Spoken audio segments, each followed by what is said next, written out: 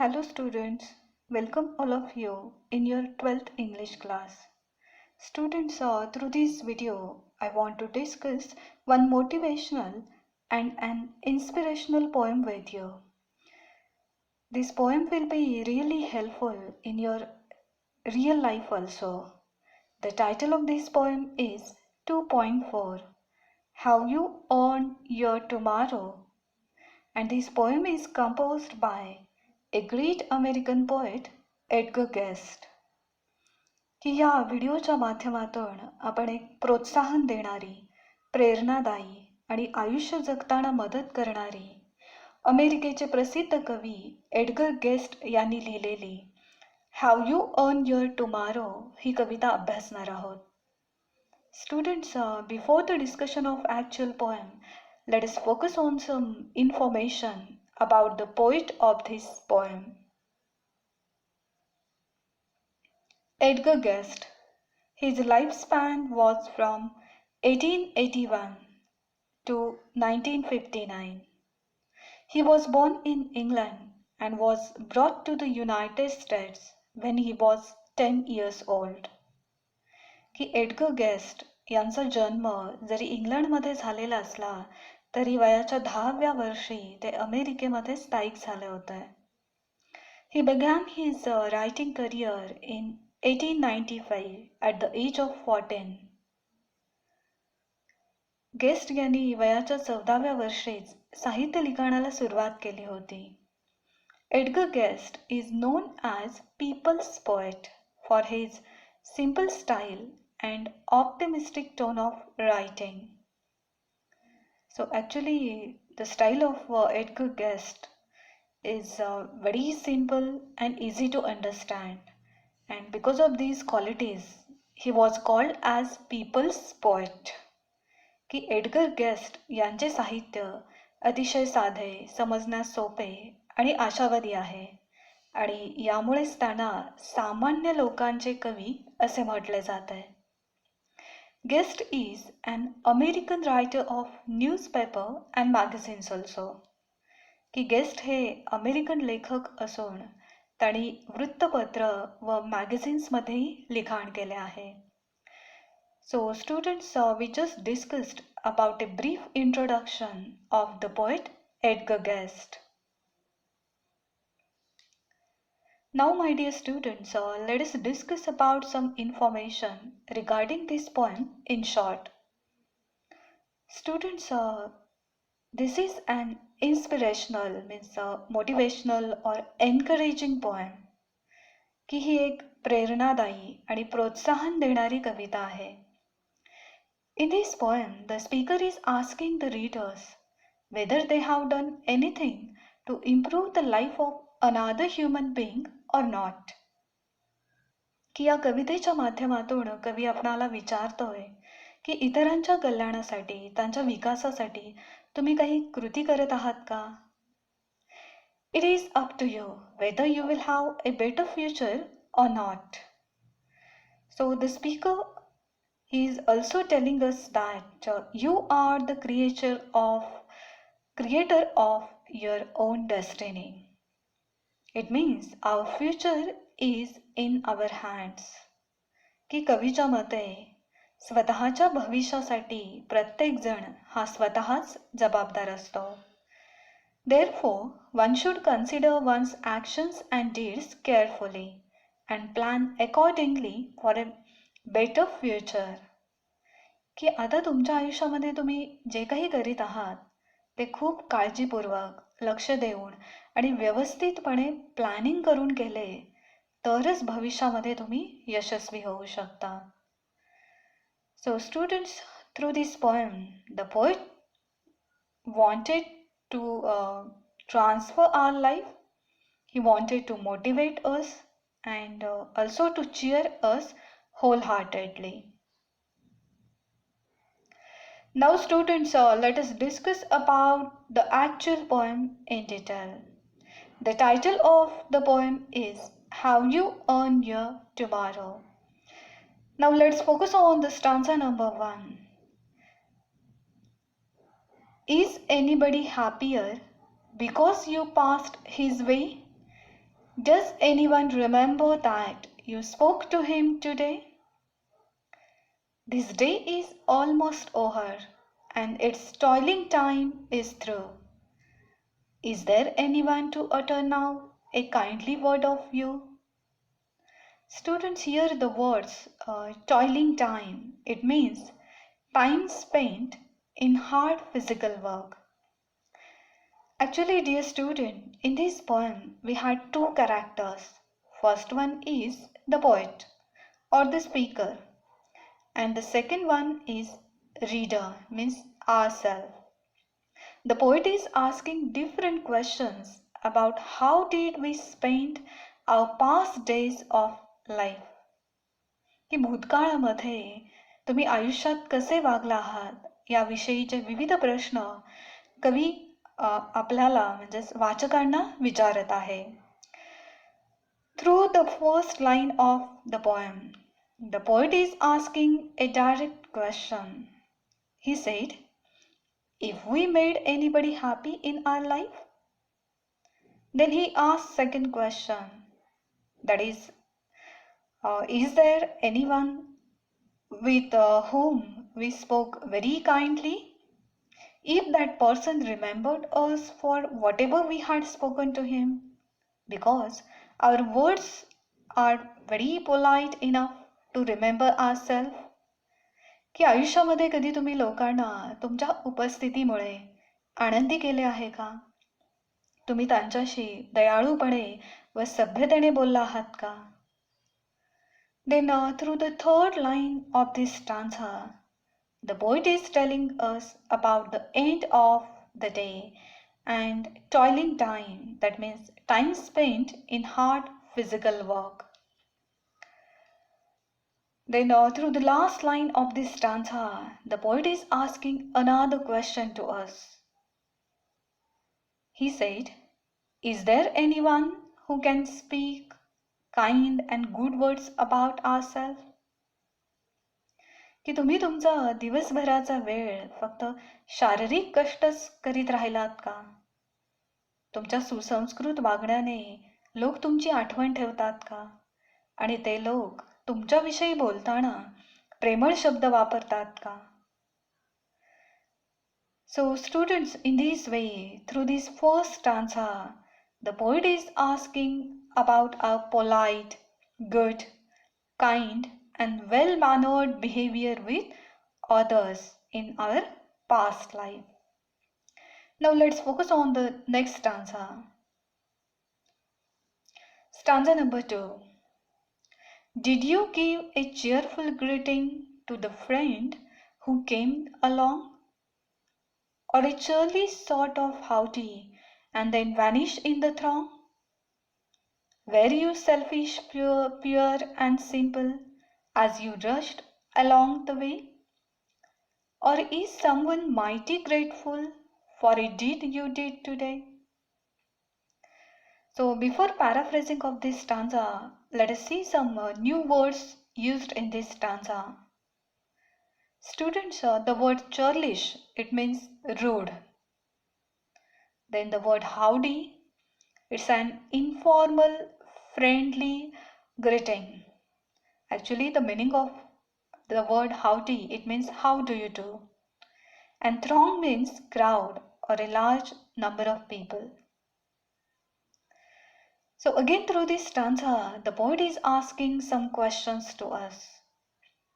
If we greeted our friend cheerfully, means happily, nicely, with whom we came along, or you behave churlish, means rudely or impolitely with that friend, and then you vanish or disappear in the crowd without any concern. It is purely selfish nature behaving unfriendly and rushing for another work. The poet asked to recall us whether we comforted someone or so that person was really grateful for our behavior. या स्टांजाच्या माध्यमातून कवी विचारतोय की जुन्या मित्राला किंवा मैत्रिणीला तुम्ही आनंदाने समाधानाने भेटलात का? का तुम्ही त्यांच्याशी असभ्यपणे वागला? अनौपचारिकपणे वागून त्यांना भेटल्यानंतर तुम्ही गर्दीमध्ये दिसेनासे झाला का? तुमचे वागणे स्वार्थी, असभ्य होते का? का तुम्ही सरळ मार्गी वागला? तुम्ही केलेल्या कृत्यासाठी तुमची कोणी कृतज्ञता व्यक्त केली का? So in this way, through this stanza, the poet is asking about our cheerful, nice, uh, or churlish means rude, then informal, selfish, pure, simple, and grateful behavior with the friend in our past life. So, students, keep in mind the poet is generally asking questions about our behavior. Then now let us discuss about stanza number 3. Can you say tonight in parting with the days that slipping fast, that you helped a single brother of the many that you passed? Is a single heart rejoicing over what you did or said? Does a man whose hopes were fading now with courage look ahead? So through this stanza, the poet continued his inquiry with another questions. He asked if we could say that we were really kind and helpful towards a single brother. It means any single person out of many that we passed in our life. की कधी विचारतोय नकळतपणे निघून जाणाऱ्या या आयुष्यामध्ये तुम्ही कधी कोणाला मनापासून मदत केली का? Students, keep in mind, helping someone wholeheartedly would be sufficient to earn our tomorrow. Then through the third line of this stanza, the poet is asking us whether you make someone rejoiced, it means happy, only because of your deeds or your words. If you behave politely with others, then he asked if we saved and helped someone who lost his or her hope in the life by encouraging or inspiring him or her. कवी विचारतोय की तुमच्या बोलण्याने व कृत्यामुळे तुम्ही एखाद्या व्यक्तीला उल्हासित केले का? तुम्ही एखाद्या हताश, निरुत्साही व्यक्तीला प्रोत्साहन व प्रेरणा दिली का?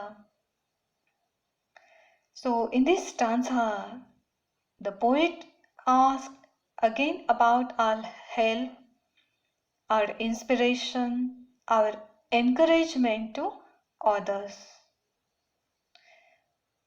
Now let us discuss about the last stanza, that is the stanza number 4 of this poem. Did you waste the day or lose it? Was it well or sorely spent? Did you leave a trail of kindness or a scar of discontent? As you close your eyes in slumber, do you think that God would say, you have earned one more tomorrow by the work you did today? Composed by Edgar Guest. So again, before the paraphrasing of this stanza, let's focus on some different words. Here, solely, it means awfully. Scar, it means a mark. Discontent, it means our dissatisfaction. And the word slumber stands for sleep. In this last stanza, the poet is asking if we wasted our past life and lose it doing nothing, or we spent it sorely means awfully, whether we leave kindness or a mark of dissatisfaction. की कवी आपल्याला विचारतोय की तुम्ही तुमचा भूतकाळ via घालवला का तो अतिशय कणखरपणे जगला?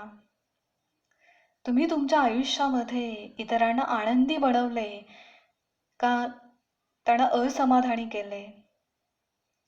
After asking all these questions, now poet is moving towards the conclusion with the help of the last two lines. Now he is telling something. He is not asking anything odd here. He said that when we closed our eyes while sleeping, and if we think about what the God will say to us about our life, then he thought that maybe God would say, based on your work today only, you earn your tomorrow. Be careful about your present actions if you want to see another day in your life. की या शेवटच्या ओळींमधून कवी आपल्याला सांगतोय की जर तुम्ही डोळे मिटून देवाचे तुमच्याविषयीचे मत जाणले तर ते तुमच्या आजच्या चांगल्या आणि वाईट कृत्यांवरती अवलंबून असेल. So in this way, my dear students, we discussed about an inspirational and motivational poem of Edgar Guest in detail. So keep in mind, study hard today, then you will get better results tomorrow. So whatever you are doing now, it will affect your future also. की आता किंवा आज तुम्ही जी कृती करत आहात, जे काही कार्य करत आहात, त्याचा परिणाम हा भविष्यामध्ये तुम्हालाच सहन करावा लागणार आहे. So be positive, be optimistic, and just try to enjoy your life wholeheartedly. Now students, we just finished our discussion regarding the poem. Now let us focus on the message, moral or values that we can learn from this poem. Try to boost up the confidence among your friends. की तुम्ही तुमच्या मित्रमैत्रिणींना सतत प्रोत्साहन दिले पाहिजे, त्यांचा आत्मविश्वास वाढवण्यासाठी काम केले पाहिजे. Behave kindly, politely, friendly, and try to help at least one person out of many that you meet every day. So just keep in mind, you must be helpful in your life. Then try to increase the willpower, hopes, courage, and confidence of pessimistic, means a negative attitude person. So just try to encourage the people who are facing some problems, obstacles in their life.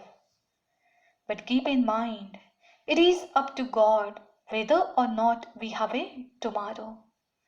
Therefore, we must consider our present actions carefully if we want to see the next day in our life. Now students, let us focus on the different figures of speech used by the poet in this poem. The first figure of speech is alliteration, and it means the repetition of same consonant sound. For example, its toiling time is through. So in this example, the sound of the letter T is repeated. Second example, was it well or sorely spent?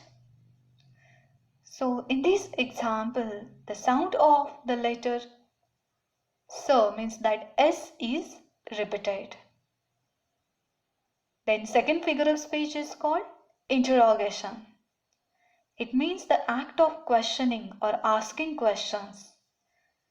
की या कवितेमध्ये कवीने खूप सारे questions विचारलेले आहेत आणि अशा क्वेश्चन्सलाच interrogation असं म्हणतात. For example, is anybody happier because you passed his way? Then second example, does anyone remember that you spoke to him today? So whatever questions occurred in this poem, all of those questions are the examples of interrogation. Then the next figure of speech is called oxymoron. So what happened in oxymoron? opposite ideas are placed together intentionally. Look at the example. Were you selfish, pure, and simple as you rushed along the way? So, in this example, the words selfish, pure, actually, these are the opposite ideas, but they are placed together intentionally. की कवीने स्वतःहून या दोन विरुद्ध शब्दांचा वापर एकत्रितपणे केलेला आहे आणि त्यामुळेच या फिगर ऑफ स्पीचला ऑक्झिमोरॉन असं म्हणतात. The next figure of speech is synecdoche. It means part refers to whole thing. For example, is a single heart rejoicing over what you did or said? So in this example, the part, it means heart. The word heart, actually it refers to whole, means that a person. Students, you know that we can't separate heart from any person. And then the next figure of speech is called antithesis. So what happened in antithesis? Opposite words are used in the same line. For example, you have earned one more tomorrow by the work you did today. So in this line, the opposite words tomorrow and today, both of them are used in the same line. So it's an example of antithesis. Now let's focus on the rhyming pairs and rhyme scheme. In first stanza, we had the rhyming pairs like this: way, today, through, you. Second stanza, along, throng, way, today. Third stanza, fast, past, said, ahead. And last stanza, spent, discontent, say, today. And actually, if we note down the rhyme scheme of every stanza, so that rhyme scheme should be like this: A, B, B. But whenever we note down the rhyme scheme of whole poem, that rhyme scheme should be like this: A, B, B, C, A, D, E, F, A. So just keep in mind rhyming pairs and rhyme scheme. Thank you, my dear students.